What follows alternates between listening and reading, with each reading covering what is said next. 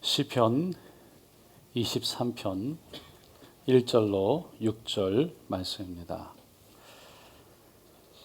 우리 함께 다 같이 시편 23편 1절로 6절 말씀 다 같이 읽겠습니다. 야훼는 나의 목자시니 내게 부족함이 없으리로다. 그가 나를 푸른 풀밭에 누이시며 쉴만한 물가로 인도하시는도다. 내 영혼을 소생시키시고 자기 이름을 위하여 의의 길로 인도하시는도다. 내가 사망의 음침한 골짜기로 다닐지라도 해를 두려워하지 않을 것은 주께서 나와 함께 하심이라. 주의 지팡이와 막대기가 나를 안위하시나이다. 주께서 내 원수의 목전에서 내게 상을 차려주시고 기름을 내 머리에 부으셨으니 내 잔이 넘치나이다. 내 평생의 선하심과 인자하심이 반드시 나를 따르리니 내가 야훼의 집에 영원히 살리로다. 아멘. 오늘 저는 시편 23편 1절로 6절 말씀을 가지고 신앙의 사계절이라는 제목으로 함께 은혜를 나누고자 합니다. 어떤 할머니가 뒤늦게 교회에 푹 빠지게 됐습니다. 교회에 예배는 다 오시고 또 주일 예배뿐만 아니라 새벽 기도회까지 다 오시는 거예요. 담임 목사님이 보니까 권사님의 얼굴이 환해지기 시작합니다. 그리고 평강이 있고 참 좋아 보여요. 성도님들도 야, 우리 권사님 참 많이 변하셨다. 그러고 있는데 그러던 중에 부흥 집회가 있었습니다. 강사 목사님이 오셔서 열심히 말씀을 전하고 부흥 집회가 끝났는데 그때부터 권사님이 교회에 안 나오시는 거예요. 담임 목사님이 좀 걱정이 됐습니다. 그래서 찾아갔지요. 아니 권사님 왜 요즘에 교회 안 나오세요? 어디 좀 편찮은 데가 있으세요? 그랬더니 권사님이 아니 목사님 어떻게 제 마음을 그렇게 잘 아세요? 아니 얼마 전에 부흥 강사님 다녀가셨잖아요. 그런데 부흥 강사님 다녀가신 다음부터 제가 마음이 편하지가 않아요. 목사님이 아니 부흥 강사님이 어떻게 말씀하셨는데 어떻게 하셨는데요? 그랬더니 아니 그때 부흥 강사님이 열심히 기도하면 영감을 2배나 준다 그러는데 저는 영감 1명도 감당하기 힘든데 2이나 주면 저는 못 삽니다. 할렐루야. 여러분 처음에 교회에 가면 참 좋죠. 특별히 하나님의 사랑을 경험하고 나면 그 마음속에 참 이루 말할 수 없는 평강과 기쁨이 있습니다. 감사가 있어요. 근데 시간이 지나면서 신앙생활을 쭉 하다 보면 항상 기쁨만 오는 것도 아니에요. 항상 감사만 있는 것도 아닙니다. 그렇다고 항상 고난만 있는 것도 아닙니다. 1년에 봄, 여름, 가을, 겨울이라는 사계절이 있는 것처럼 신앙에도 때를 따라서 신앙의 사계절이 있는 거예요. 첫째로 봄의 계절, 축복과 은혜의 계절입니다. 우리가 처음 예수님을 만나고 나면 참 은혜가 넘칩니다. 축복과 은혜의 계절이 옵니다. 봄이 오면 만물이 푸르고 청청하고 생명이 넘쳐나죠. 참 예수를 믿고 나면 우리 마음속에 참 생명이 넘쳐요. 굉장한 축복이 이게 축복이구나. 이게 은혜구나. 체험이 되어지면 생명이 넘쳐납니다. 그 은혜의 말씀, 푸른 초장이 우리 앞에 펼쳐지는 거예요. 오늘 본문에서 그가 나를 푸른 풀밭에 누이신다라는 그 말씀이 그 말씀이에요. 하나님께서 우리를 푸른 풀밭으로 인도하시고 누이신다는 거예요. 이거는 참 굉장한 의미가 있습니다. 왜냐하면 양은요 점처럼 이렇게 잘 눕지 않는데요. 호주 목사님 중에 필립 켈러라는 분이 있습니다. 이분이 원래 목자였어요. 나중에 목사가 되면서 이분이 목자였던 그 경험을 살려가지고 책을 한 권 썼습니다. 그것이 목자가 바라본 시편 23편이라는 책이에요. 거기에 보면 목사님이 양들은 푸른 풀밭에 누우려면 4가지 조건이 맞아야 된대요. 첫째는 양을 잡아먹으려는 원수가 없어야 된다는 거예요. 일이나 사자나 여우가 주위에 있으면 절대로 초장에 푸른 풀밭에 눕지 않는데요. 둘째로 양들이 서로 싸우지 않고 화목해야 합니다. 뿔이나 서로 갖다 대고 머리를 갖다 대고 서로 싸움이 있으면 푸른 초장에 눕지 않습니다. 셋째로 몸에 빈대나 벼룩이 없어야 되고, 넷째로 꼴을 충분히 먹고 배가 불러야 되는 거예요. 그러니까 그때 돼서 비로소 푸른 초장에 눕는데, 이 말씀은 하나님께서 우리를 푸른 초장으로 인도하셔서 눕게 하신다는 것은 우리에게 원수를 없게 하시고 화목을 이루게 하시고 염려와 근심과 초조와 불안과 이 절망을, 그 벼룩을 없애주신다는 거예요. 뿐만 아니라 영혼이 잘됨같이 범사가 잘되고 강건하게 하시는, 생명이 넘치되 풍성이 넘쳐서 성령의 생명수가 넘치는 그런 일들을 하나님이 허락하신다는 거예요. 여러분, 사람이 목이 마르면요 참 고통스럽습니다. 어떻게 할 수가 없어요. 살지 못합니다. 마찬가지로 사람에게는 영이라는 것이 있어서 이 영이 갈급하면 살 수가 없어요. 이 영의 갈급함이 있어요. 사람은, 이 영혼은 돈으로도 채워지지 않고 권력으로도 채워지지 않아요. 그 어느 것으로도 그 갈급함을 만족시킬 수가 없어요. 그래서 우리는 무엇인지 모르지만 늘 언제나 어떤 것을 향해서 갈급함이 있어요. 아무리 좋은 집에 살아도, 아무리 좋은 차를 타도 우리 마음속 깊은 곳에서는 무엇인가를 향한 갈급함이 있어요. 아무리 좋은 것을 누리고 좋은 곳에 가서 보아도 지나가고 나면 돌아서서 보면, 아니 이게 단가? 인생이란 원래 이런 건가? 아니 이러다가 그냥 살다가 가는 게 인생인가? 이런 어떤 마음속에 무엇인지 모르지만 채워지지 않는 갈급함이 있어요. 그런 질문들 우리의 마음을 흔드는 거예요. 그래서 그 질문들을 하면 이 영혼에 갈급하니까, 채워지지 않으니까 그거 때문에 뭐를 해도 허무한 허전함이 있으니까 그거 잊어버리려고 술을 마셔보기도 하고, 그냥 마음이 기뻐지면 다 잊어버리는 것 같으니까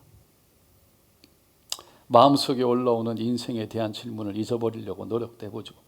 아니면 쾌락을 찾아서 자신의 인생의 의미가 어디 있는지 찾아도 가보고, 또 정해진 시간이 아까워서 젊음이라는, 한 번 가면 돌아오지 않는 그 젊음을 만끽하고 싶어서 그렇게 놀아도 보고 이것저것 해보지만 어느 것 하나 우리 마음속 깊은 곳에서 올라오는 그 영혼의 갈급함을 해소할 수는 없는 거예요.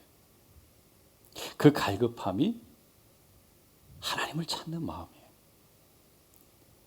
마치 고향을 떠난 사람이 항상 고향을 향해서 그리워하듯이, 우리가 한국을 떠나서 호주에 살면서도 늘 한국 뉴스를 듣고 한국에 어떤 일이 일어나는지, 무슨 일이 있는지 그리운 마음에 드라마를 보고 늘 한국에 관심을 갖고 마음을 거기에서 두는 것처럼 우리의 마음도 이 영혼의 고향, 하나님의 품을 그리워한다는 거예요. 이 영혼의 그리움은 예수님을 그리스도로 모셔드릴 때, 그래서 성령의 생수가 차고 넘쳐 우리의 영혼의 갈망을, 목마름을 채울 때, 그때야 해소가 되는 것입니다. 그래서 예수님께서 누구든지 목마르거든 내게로 와서 마시라. 나를 믿는 자는 성경의 이름과 같이 그 배에서 생수의 강이 흘러나오리라 라고 하신 겁니다. 여러분, 성령의 생명수가 우리 속에 솟아나기 시작할 때 우리의 영혼이 살아나는 거예요. 그래서 다윗은 오늘 본문 3절에서 하나님이 푸른 풀밭으로 인도하시고 그것에 누이시며 쉴만한 물가로 인도하실 때 다윗은 내 영혼이 소생되었다라고 고백하고 있는 것입니다. 이렇게 영혼이 소생이 되면 하나님을 아버지라고 부를 때 그렇게 말할 수 없는 위로가 임합니다. 자기도 모르게 그 아버지, 하나님이 나를 아시는 것 같고 하나님이 나를 다 이해하는 것 같고 그 마음속에 그 하나님의 위로가 넘치면서 나도 모르게 입가에 미소가 짓고 마음의 평강이 오는 거예요. 그러면서 하나님이 보여주시는 옳은 길로 가고 싶어져요. 그것이 하나님께서 자기의 이름을 위하여, 그분의 이름을 위하여 나를 의의 길로 인도하시도다 라는 말씀의 의미예요. 의의 길, 옳은 길. 누가 말을 하지 않았는데 죄악의 길에서 멀어지기 시작해. 내려놓기 시작해. 세상의 것들을 보다고 살던 것을 하나하나 내려놓기 시작해. 그러면서 교회 친구가 좋아지고 교회 오는 게 좋고 하나님 따라가는 게 좋은 거예요. 이게 은혜와 축복의 계절입니다. 주께서 나를 푸른 풀밭으로 누이시며 쉴만한 물가로 인도하시고 내 영혼을 소생시키시고 그분의 이름을 위하여 나를 의의 길로 인도하시는 기가 막히게 좋은 축복의 계절인 것입니다. 예수를 믿으면 이와 같은 계절을 경험하게 되는 줄로 믿습니다.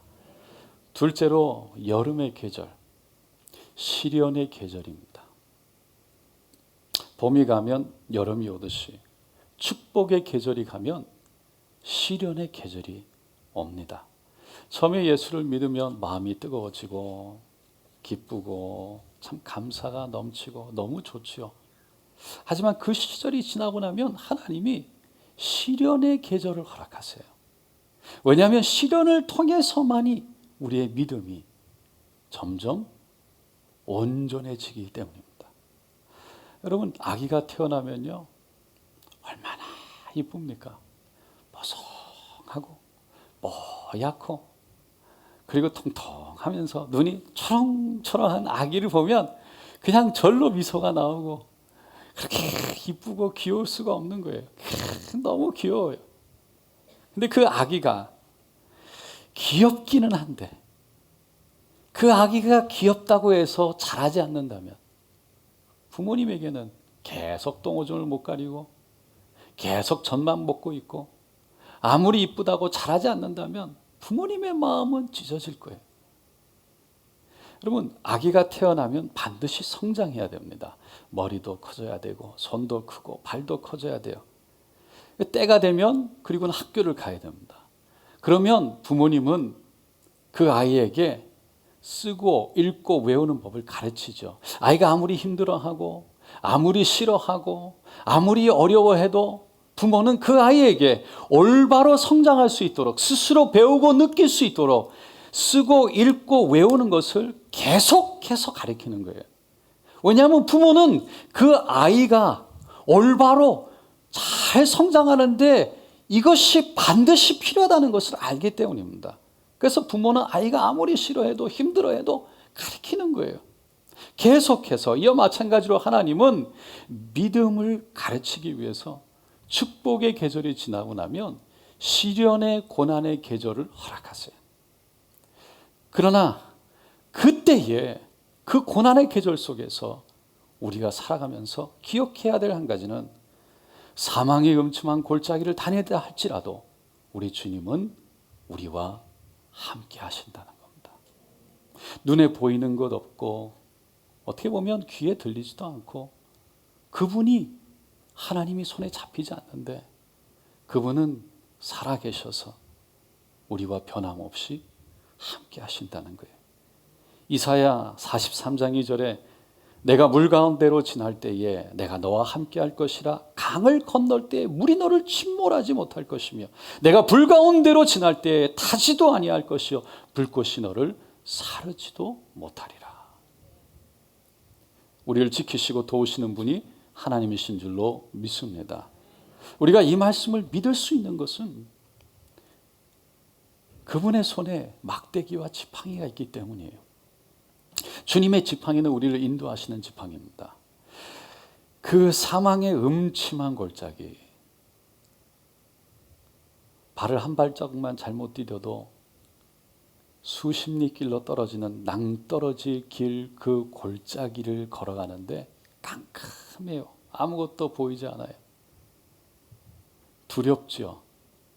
그 길 가운데 하나님은 아무것도 보이지 않는데 지팡이를 가지고 이 우리를 인도하신다는 거예요. 막대기는 우리를 보호하는 무기예요. 원수가 그 음침한 골짜기에 한 명만 나타나도 와서 우리를 밀어도 어찌할 줄 모르는 그 두려움 속에 하나님은 그 원수를 향해서 막대기를 내려치신다는 겁니다. 그러니까 우리가 아무리 버려진 것 같고 혼자 걸어가는 것 같고 깜깜해서 앞이 보이지 않고 두려움 속에 있다 할지라도 막대기와 지팡이가 우리를 인도하시고 보호하여 주신다는 것. 하나님께서는 우리에게 이러한 음침한 사망의 골짜기를 다니게 하는 것은 우리에게 믿음을 주시기 원합니다. 우리가 믿음을 갖게 하기 위해서요. 이사야 48장 10절에 보니까 보라 내가 너를 연단하였으나 은처럼 하지 아니하고 너를 고난의 풀무에서 택하였다라고 말씀하십니다. 이 풀무, 고난, 불과 같이 타는 그곳에서 하나님 우리를 연단하십니다. 그리고는 정금같이 나오게 하시는 거예요. 여러분 우리가 인생이란 삶을 살아가다 보면 왜 시련이 없겠습니까? 시련이 옵니다. 찾아와요. 축복의 계절만 있는 것이 아니라 시련의 계절도 반드시 찾아옵니다. 그럴 때마다 주님께서는 나와 같이 함께 하시고 나를 보호하시고 지팡이와 막대기로 나를 안위하신다는 이 말씀이 우리 믿음 가운데 저와 여러분 가운데 마음 가운데 있기를 간절히 축원드립니다. 셋째로 가을의 계절, 원수와 싸우는 계절입니다. 여름이 가고 가을이 오면 원수와 시련이 계절이 지나가고 나면 원수와 싸우는 계절이 와요. 5절에 보니까 주께서 내 원수의 목전에서 내게 상을 차려주시고 기름을 내 머리에 부으셨으니 내 잔이 넘치나이다.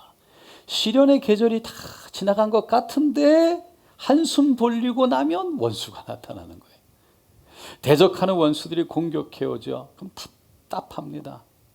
답답한 일이 생기고 핍박을 당하기도 하고 넘어지고 자빠지고 온갖 괴로움을 다 겪고 안 그러던 남편이 갑자기 사나워지고 안 그러던 아내가 갑자기 바가지를 긁고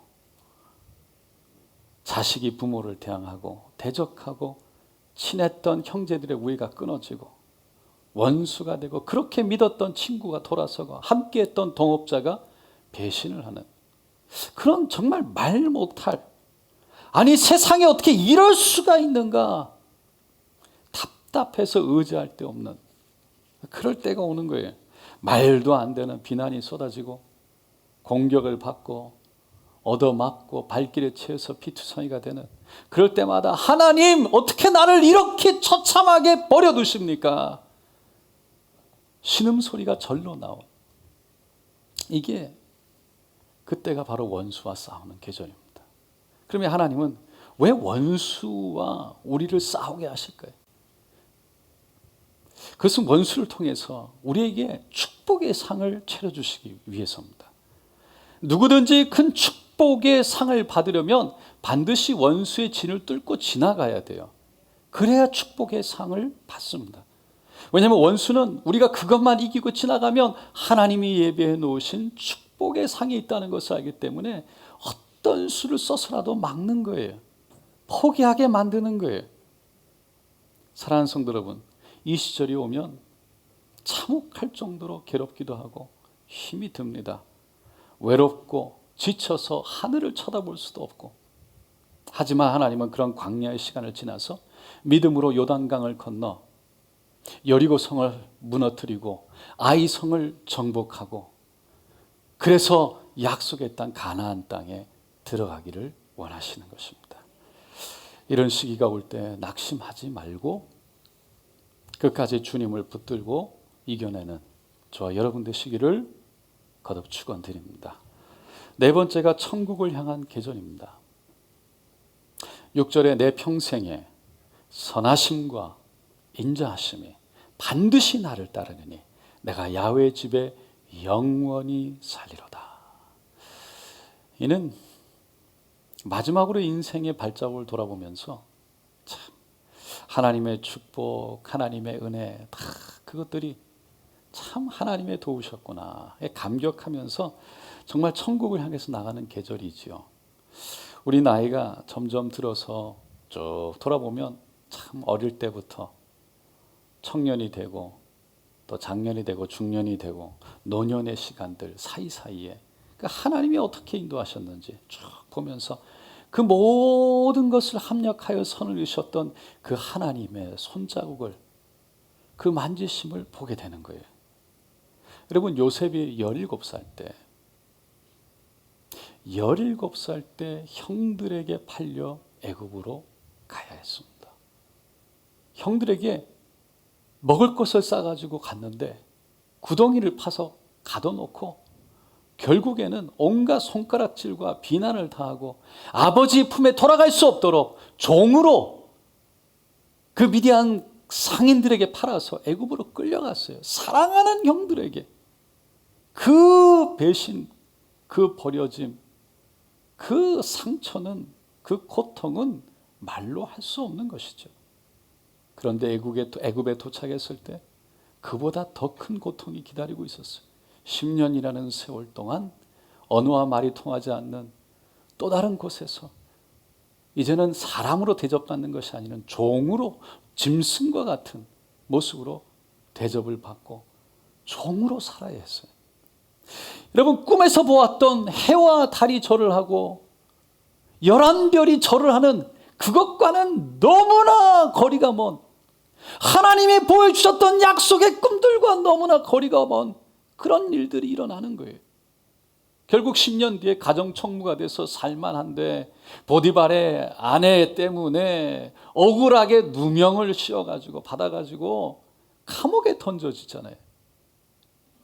그는 그때까지 다시 한번 일어설 수 있을 줄 알았는데 그 모든 소망이 한꺼번에 무너지면서 3년이라는 세월 동안 생지옥과 같은 감옥에서 그는 다시 살아야 했던 거예요.